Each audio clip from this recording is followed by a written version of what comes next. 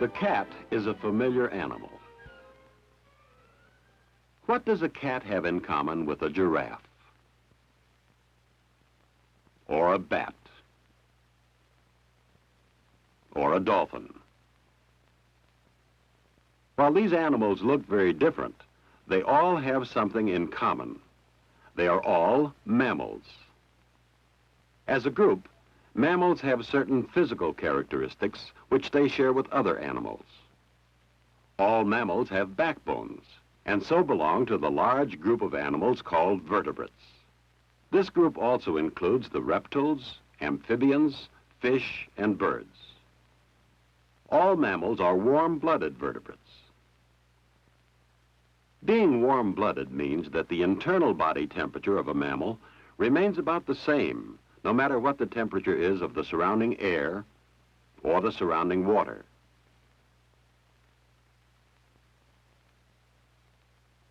In the heat of summer or in the cold of winter, this skunk has almost the same internal body temperature. Another characteristic that mammals share with other vertebrates is that they breathe air with lungs. All mammals breathe air with lungs. Not only those that live on land, like this woodchuck, but even mammals that live in water, like this dolphin. A dolphin may remind us of a fish, but it doesn't have gills. It breathes air with lungs and must come to the surface for air from time to time, or it would drown. Another characteristic of mammals is that they give birth to well-formed living young.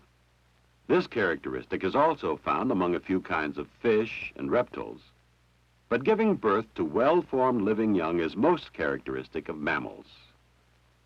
Baby mammals stay with their mothers a long time and require more parental care than other animals. Although most mammals give birth to live young, there are two exceptions. The echidna, or spiny anteater, lays an egg from which the young anteater hatches. Another rare egg-laying mammal is the duck-billed platypus that lives along streams in Australia. So mammals share some characteristics with other vertebrates. But there are two characteristics which mammals have, and only mammals.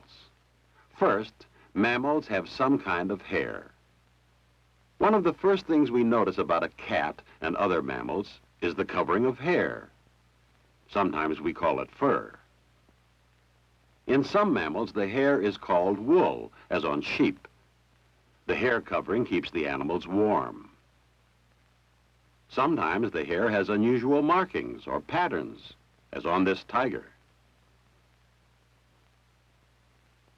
And sometimes the pattern or color of the fur, as on this badger, blends with the animal's background, helping to protect it from enemies.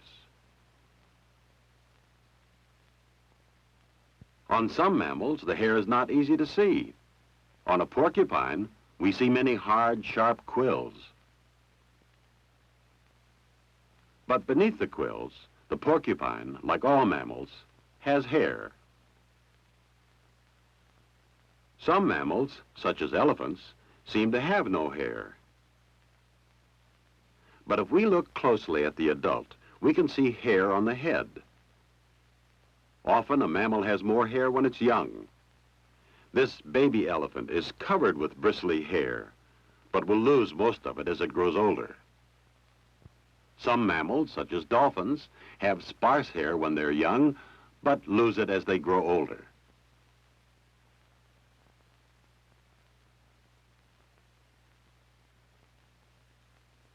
So, mammals have some kind of hair, and most of them have hair all their lives. A second characteristic of all mammals is that they nurse their young. Mammals, and only mammals, feed their young in this way, with milk from their own bodies. The milk is produced in special glands called mammary glands, and this is where mammals get their name. Some baby mammals nurse for only several days, while others nurse for several weeks or longer. Because a young mammal depends on its mother for food, it stays with the mother longer than most other animals do. So we have seen two characteristics that mammals have. They have hair, and they nurse their young.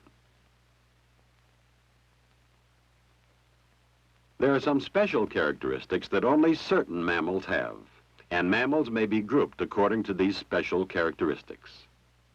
This cat is a mammal that eats meat. Mammals that eat meat are called carnivores.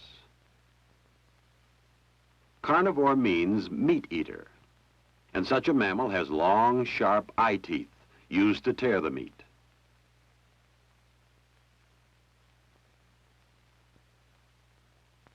Carnivores also have sharp claws used in catching and holding their prey. Other mammals are plant eaters and use their teeth in a different way. Some use them for gnawing their food. Mammals with gnawing teeth are the rodents, the largest group of mammals. This antelope is a plant eater too, but it uses its teeth to grind its food. It belongs to another group of mammals, the large plant eaters that have hooves. Mammals with hooves are called ungulates. The ungulates include some of the most beautiful mammals, as well as some of the largest. Hooves are well suited to supporting great weight and moving across hard ground. The giraffe is one of the most unusual ungulates. The cow is one of the most common.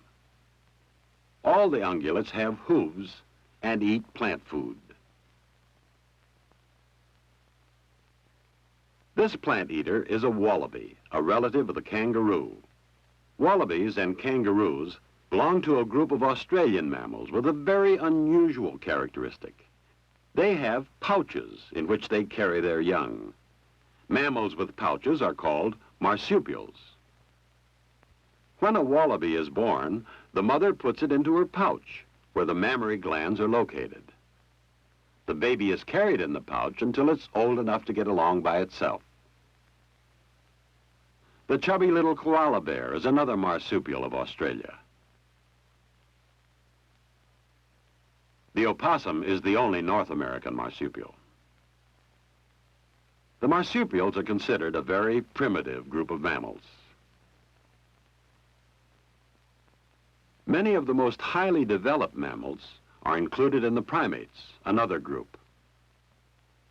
Among the primates are many kinds of monkeys and the large apes, such as this chimpanzee. It is one of the most intelligent of all the mammals. Scientists classify man with the primate group. There are many other kinds of mammals which are grouped according to special characteristics. This giant anteater belongs to a group of mammals that have no teeth. It eats mostly termites and ants. Another anteater is the armadillo. There are thousands of species of mammals with wide differences in appearance and habits. But whether the animal lives on land, like this rodent, or flies in the air, like these bats, or lives in the water, like these dolphins, there are two questions we can ask to help us decide if it is a mammal.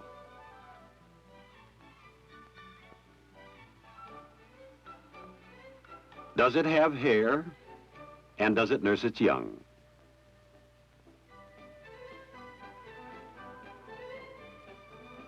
These are the two characteristics that all mammals share. Whenever we find animals that have hair and nurse their young, we know they belong to the large group of vertebrates called mammals.